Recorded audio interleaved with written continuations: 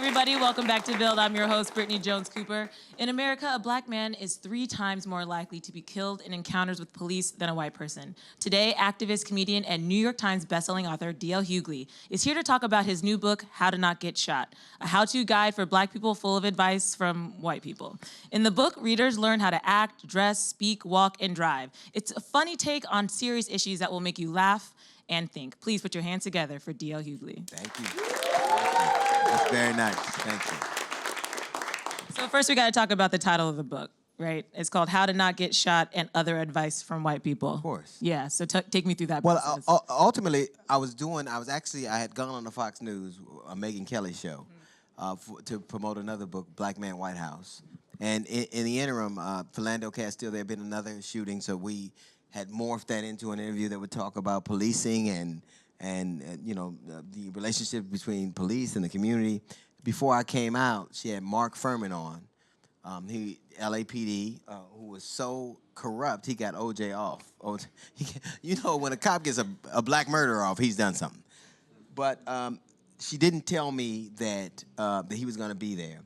And this is the prism that we spoke from. She didn't think it was offensive to have a guy who had fired from the LAPD, admitted to being brutal, admitted to being... Matter of fact, he got fired from the LAPD for lying. Then he moved to Coeur d'Alene, Idaho, which is the home of, you know, white supremacists and white nationalists. So he epitomized everything we always thought of the LAPD. Even today, they are the most lethal police department in the Los Angeles Police Department. And so we had this heated discussion. And well, maybe if he had just listened, and if he would have just, you know, done what the police officer said, if he wouldn't have been smart, if he had just complied, and it escalated, and I got so angry, I said, rather than, you know, write a Facebook post, I'm going to write a book, and now you know, and it's really it's factual based, and I never forget that my gig is to make people laugh, but it's interesting how people think it's so simple to just do. If you just did what the police officers say, you wouldn't die. So you mentioned compliance, and that was actually one thing that I wanted to read. Sure. You say, comply with the spirit of the order, right? So just do what the cop says, but also make sure you are complying with the spirit of the request. A police officer wants you to comply with both their command and the way they want it done. Right. That really stuck with me because it's like, even if you do what you're supposed to do, you might not do it fast enough, or you might do it too slow, or you might do it with an attitude, and that could still... be bad. The people who are shot the most, the group that's shot the most, are people who are physically, mentally, or emotionally unstable. So if you're physically not able to do something, if you, like oftentimes somebody call the police, their neighbor is acting erratic or something's going on, they call the police for help, and what they get is something totally different. But I've said this, the most dangerous place for black people to live is in white people's imaginations. And I say that because you can know that a boy just shot up a school in Houston, a high school. You could know he has a gun. He goes to jail. You could think a black dude has a gun and you shoot him in the back. So why is it that you can arrest a mass murderer? You arrested Dylan Roof when he shot up those 9 people. You knew he had a gun. You took him to Burger King.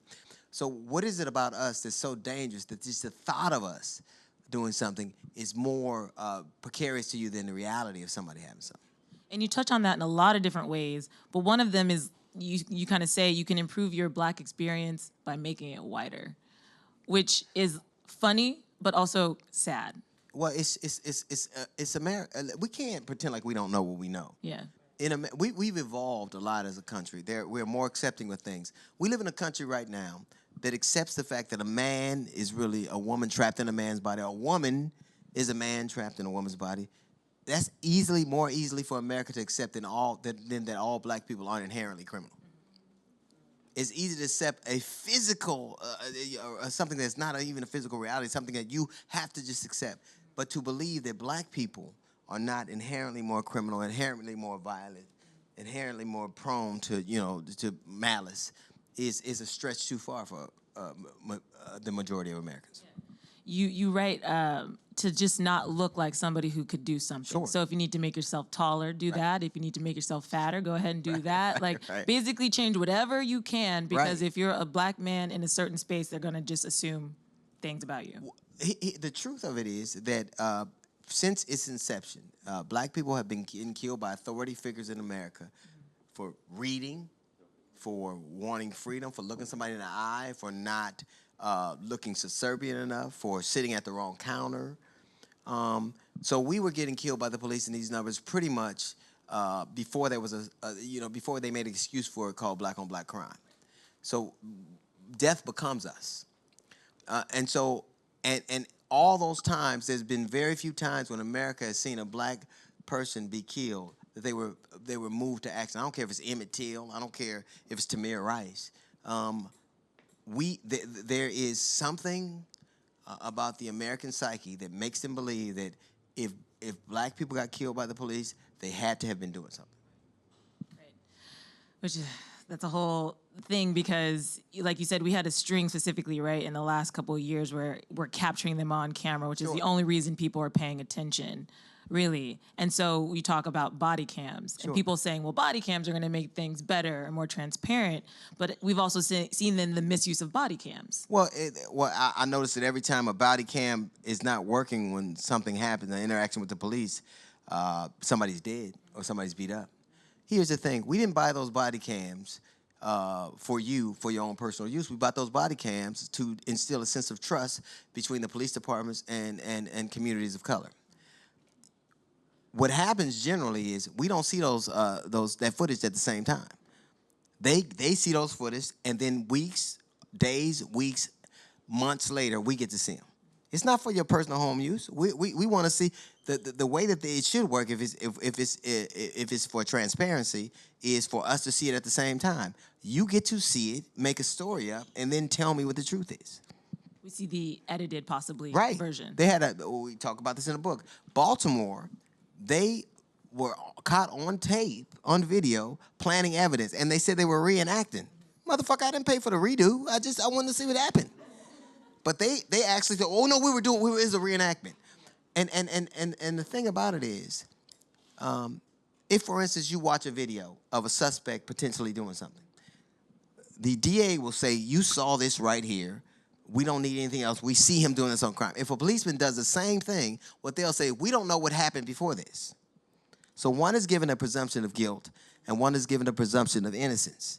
And I think that this whole thing could be solved if people just were accountable for their actions. You know how they tell black people be accountable for your actions? You too. Do you think that's possible, though? I think that it's possible. I don't think that it's likely. I think it certainly is possible. The only reason you don't do something is you can or you won't. If you're not, we're capable of holding people to the standards that they espouse. But the thing about American policing, in particular with people of color, we have to understand a couple of realities. Our policing are different than your, like, policing in communities of privilege is different. That is more like the Army Corps of Engineers. They're building relationships. Communities of color is like the Marines. So you could have the same, I guarantee you that the same people who are policing the wealthier areas are not the same people we get. And it's ridiculous to pretend like we don't know it. And I think that there is a misnomer when they say things like, you'll see something happen, and people will go, well, you know, he was worried it's a high crime area. But then those same people will say, well, you know, he wasn't worried about race. Well, how can you have a high crime area and you don't know what race those people are? Those arguments don't make sense, but people are so prepared to dismiss the violence that is visited upon us and they'll even back into these excuses that it's almost laughable. Well, that takes me to the point of using code words, right, to avoid being prejudiced outwardly, but even saying like a high crime area gives people a picture of what that means, right? Right, sure. So they're walking into it. Black on black crime is that, listen, there is no, a man goes to Nevada, shoots 60 people, kills 60 people. A white guy kills 60 other white people, one incident. They never call it a white-on-white crime. You don't ever call it Asian on Asian crime. All these Russians that are getting killed by Putin, they don't call it Russian on Russian crime. What did we do to get a special designation? Black people kill black people, not because they are more inherently malicious. Black neighborhoods with a lot of black people, a lot of poor. Black people neighborhoods are not violent because they're black. They're violent because they're poor. And the biggest indicator of crime is poverty. But they make it seem as if we're some malicious, ne'er-do-wells, that we don't have the capacity for human empathy, and so that gives them a different kind of ethos. They can do pretty much anything because they go, well, these people, they don't get it. They only get this. And based on what you said in the book, that's kind of typical of every community. So if a white person dies, it is more likely that a white person killed them. Not more right? It's in your community is where Sure. it's happening. Yeah. Listen, virtually every crime committed in the United States of America, 2-to-1, black to white. Up until 2008, most of the gang members in the country were white. 78% of the people arrested in America are white. How did we become the biggest criminals? How are we the people you got to worry about? The biggest problem for black people is that we reside in white folks' imagination. It's never the guy they see. You don't call somebody, the police on somebody because they're barbecuing if you know them. You don't call the police on somebody for falling asleep and yell if you know them. It's the dude you thought, it's the black person you conjure up in your mind. There's the idea of, kind of putting black people in a box. And we've seen that the most with the NFL and what Colin Kaepernick was able to do in bringing attention to police brutality. And so you write extensively about that in the book. I thought it was really well done, just comparing of like the idea of what white people want black people to be like, and then when they speak out, what happens? Well, ultimately, I think that police, what they did was, Rosa Parks wasn't mad at the bus company. She was mad at the injustice behind it. Colin Kaepernick wasn't mad at the national anthem. First off, the national anthem is a misnomer. It's a poem by Francis Scott Key. And if you're going to do the poem and set it to music, do the whole thing. Talk about the third stanza where they talk about killing black people. So let's suffice it to say this. There are no songs from the 1800s that black people are going to like. I don't care if it's Jimmy Crack Corn. I don't care, whatever it is. But we have decided to pretend like we don't know what we know. Football players, more so than any other black men on earth, are more vested in the idea that there needs to be some level of accountability and some justice. People go, well, because they're rich, they shouldn't. The very physical attributes that get you drafted in the NFL as a black man get you killed when you're off that field. If you big, you black, you fast, you're strong, and you're aggressive, that works good on Sunday. But on Monday, that's what they'll put on the grand jury that refuses to indict. So as we get through the summer and head into football season, do you think we're going to see these protests continue? Sure. I mean, I know I won't watch football anymore. Right. And it's for a couple of different reasons. I think that it's a shame that football players, we have seen football players go back to the NFL that has beaten their woman, that have murdered people, that have done drugs, that have sold drugs, and they're given an opportunity. A man who spoke out against injustice. So, the 3 most hated black men in America in order were O.J., Barack Obama, and Colin Kaepernick. And 2 of them did nothing wrong. How hard do you think it is to be a comedian these days and not talk about social injustice and politics? I think that you have to do what's ever incumbent on your heart. Mm-hmm. But it's impossible for me to me, this book is funny because I understand my calling, my vocation. I'm supposed to use my talent to expound upon my view. It's like aspirin and orange juice. My mother gave us something we needed with something we liked. And I understand that my job is to make people laugh. But I'm a man who watches human beings being brutalized and a nation justify it. How can I do what I do and pretend like I don't see it? I'm not a coward. I'm not the bravest man in the world, but I won't pretend like I don't see what I see. And I think using your humor and your platform is a good way to make people pay attention. They may not even know that they're going to get into this conversation, right? Because it's That's sort of under the guise of humor, but then you're like, oh, shit, That's the point. That was real, yeah.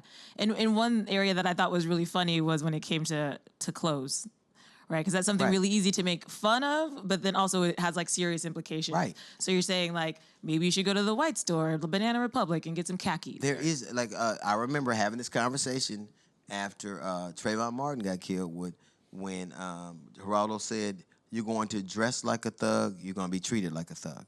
Here's the point. What they say is that because you are a certain person and you dress a certain way, if you're black, that means you're a thug.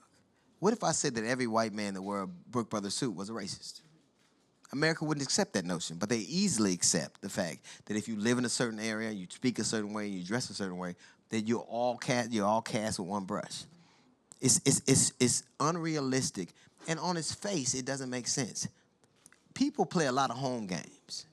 They play a lot of home games. They say the things they say, and they edify their own position. They only say that.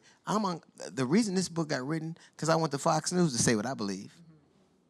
I'm not scared for you to challenge my opinion, because I know I'm a human, and I know humanity wins out. The very scriptures that they use to put black people in chains, they now use to put immigrants in cages.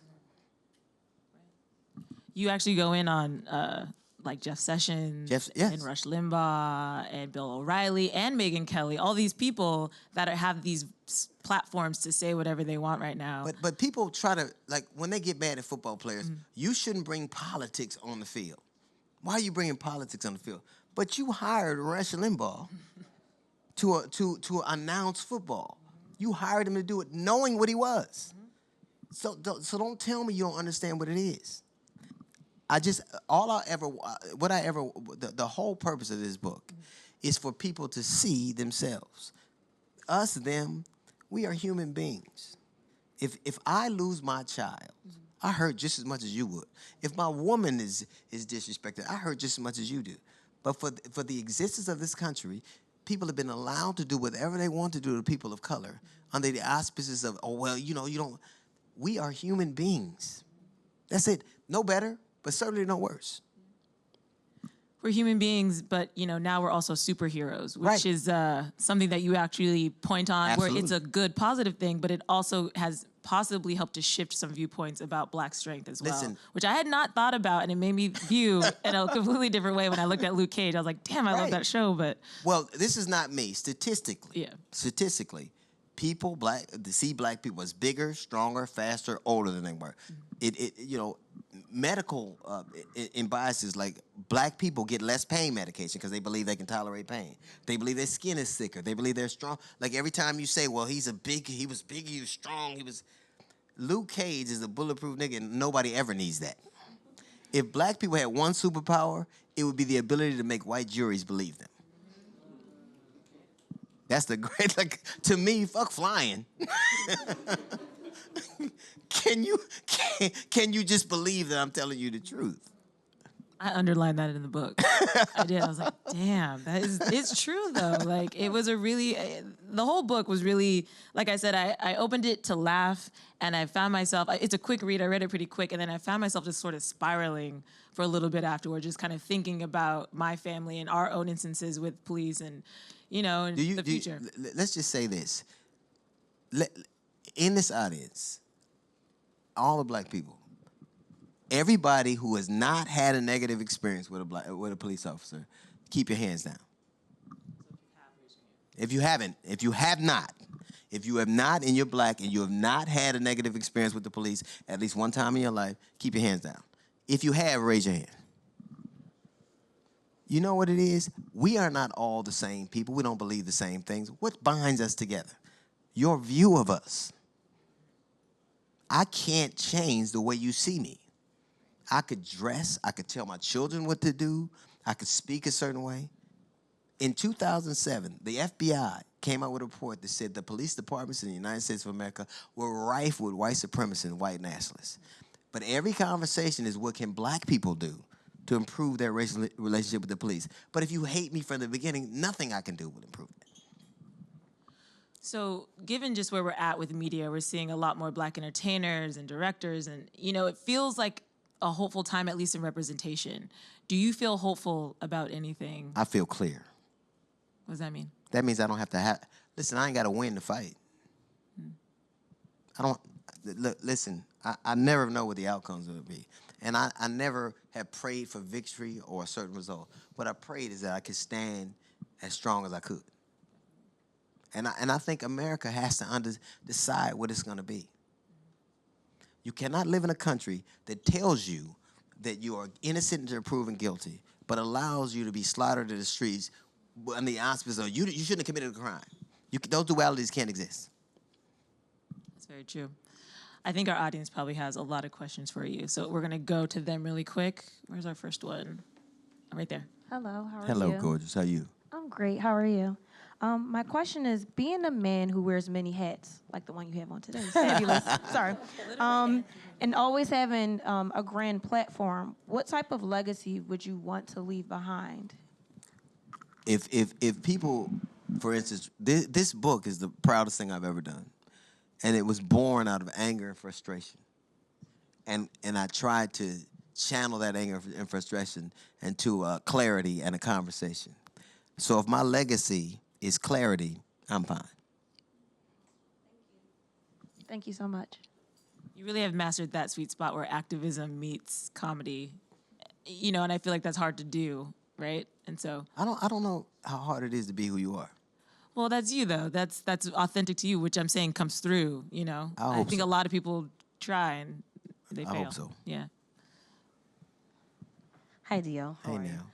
First of all, I want to thank you for never turning a blind eye to anything. I follow you on social media, and you are very vocal about the things that you do and don't believe in. I want to say to you, communication has become such a lost art among the black and brown community Sure. and the police. And you know, when I grew up, we knew our police officers. You Right. know, we spoke to them, we trusted them, and we had a relationship with them. What do you think we can do to restore that, or do you think we can or I can't think we have to restore have a real relation. Re means two, right? It can't be just me doing for you. When about 3 weeks ago, you guys might have saw this. A little boy in Chicago. They thought he had escaped, and they handcuffed him, and he peed on himself in front of all those people. When I was 8 years old and growing up in Los Angeles, I didn't know anything about life. I didn't know kid. You know, I just was a kid. And I'm walking down the street, and the police pull up, and they go, "Put your hands on the car." And they started asking us questions about somebody living in our neighborhood. And I'm like, "I don't know." And I said, "Officer, the car is hot. The car is hot." He said, "Nigga, if you take your hands off this car, I'm going to blow your head off." I'm 54 years old, and this little boy had the exact same experience I did. We make the monsters that we're afraid of. If you treat somebody like an animal, they will act like one. I will say this, that the policemen that you get in communities of wealth, you don't get. And just for example, what happened in Pittsburgh, there was a police officer. In January, he was fired for being a liar and being brutal. Hired in June, he's hired in June, sworn in, and 90 minutes later, he's killing a man, an unarmed boy. 90 minutes later. And you know what he says? He says, I'm comfortable with what I did. I don't have to answer to anybody but God and the president and judge. I'm assuming him here presiding. And if you don't like it, you know what to do. That is not somebody that he wanted to do what he did. And to me, we are Tamir Rice, a little boy in Cleveland, playing with a toy gun. The police officer that killed him was fired by the Independence Police Department because they said that no amount of training could make him a viable officer. But now, not only is he hired again, he's put in our communities. So you can't, there are things we could clearly do. If you're shitty at your job, why put it in our neighborhood? What they do for us is put the worst of everything in our neighborhoods. The shit they don't want to see. That's a fair thing. It's fair to say, don't put something in our neighborhood you don't want in yours. When you're a young officer, where do they put you? In our community, because they want you to go through gladiator school. What do you think is going to happen when somebody young is in a situation that's volatile? There are too many simple things we could do, like believing that you're human beings. I think a man exists for two reasons: to protect his woman and his family. That's it. If you ain't doing that, you're taking up too much space. I believe it. Why would you believe that I believe less of what makes you think that you can say that, like all the stories they tell about us that people perpetuate when they say, oh, you know, the absent black father. You know that black people, according to the CDC, black men participated in their children's life, bathing them, taking them to school, whether they're with the wife or not, more than any other ethnicity. That's not, why do you tell these stories? And why do we repeat them? The most dangerous phrase in our language for African Americans or people of color is not nigga, it's black on black. You believe that somebody has told you a story and you believe it. And they have a vested interest in doing it. So to me, humor only exists so that I can tell you what I feel. And it sounds like the first step for all of that is just stop perpetuating the negative stereotypes and the images. And I think we are partially, like all of us are, we gotta stop perpetuating this stuff. You know what? When they say, you make the argument that black people are lawless, or when they say, well, what about black on black crime? Black people send black people to jail all the time. If you want to send black people to jail, get somebody who is a Christian. No, I'm serious. No, you are. You'll send them to jail, and you'll send them to jail for doing stuff to other people. Right. Black people send black people to. So in other words, we hold ourselves to account. You can talk about the high level of crimes. Talk about the high level of conviction. Look at all those people going to jail. We don't just sit around and want our neighborhoods. Black people don't live where they live because they want to. They live where they live because they have to. And we have this situation in America that exists where we want you where you belong, but nothing you need is in your community. You got to drive to get food. You got to drive to go to the movies. You got to drive to go to a park.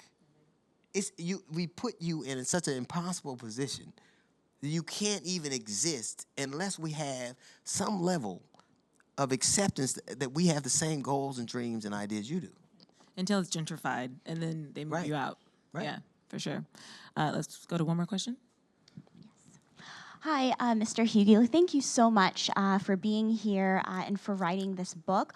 All throughout the pages of this book, W.E.B. Du Bois's term, double consciousness, has been resonating in my mind. So in what ways did Du Bois and other scholars who write on civil rights activism influence your writing of this book? And I also think of Nina Simone's quote that the artist's duty is to reflect the times, and you're doing that well in this book, so thank you. I think that we are all influenced by the things we believe and see.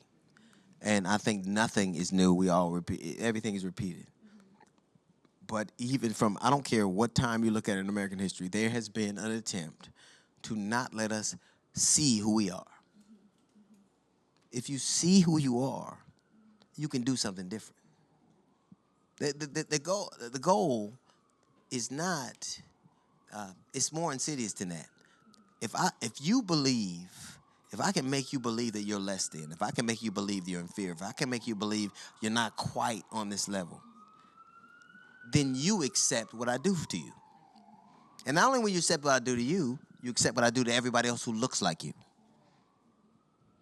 There is, I cannot fathom what it was like to be those men and those women in those times. But I can understand America has always pretty much looked at us the same way.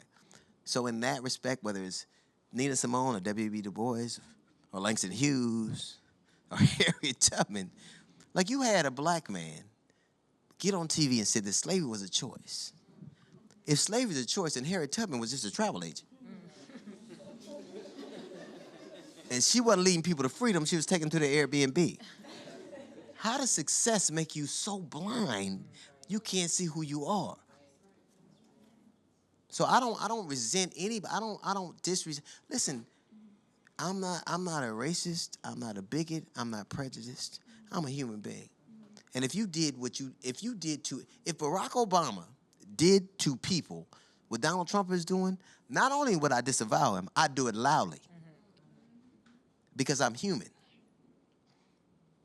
You look at who makes the statements, and I'm not trying to denigrate or deny anybody. When something needs to happen, who does it? It's black women climbing poles and climbing the Statue of Liberty and sitting on buses. It's black women who never get protected. But they do it anyway. They are the mother of this country. And it's their children that are dying. It's their children that are maligned. It's their children. And so at a certain point, you have to decide whether we are what we say we are or we're not. This is, I mean.